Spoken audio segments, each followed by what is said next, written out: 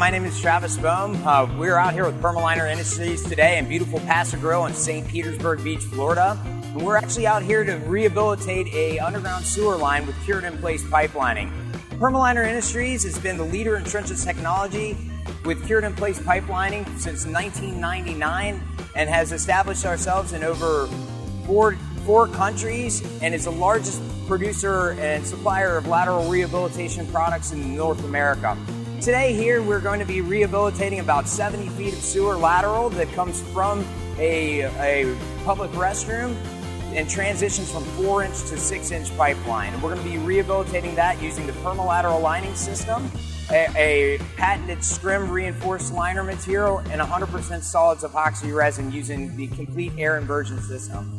Once this is fully cured, it's nearly equivalent to Schedule 40 pipe and meets all the ASTM specifications for a minimum life expectancy of 50 years. All of our products are Uniform Plumbing Code approved, International Code Council approved, NSF Standard 14, and all completely compliant with the ASTM F1216 specification for cured-in-place pipe. So as we go through the process, please sit back and enjoy the show.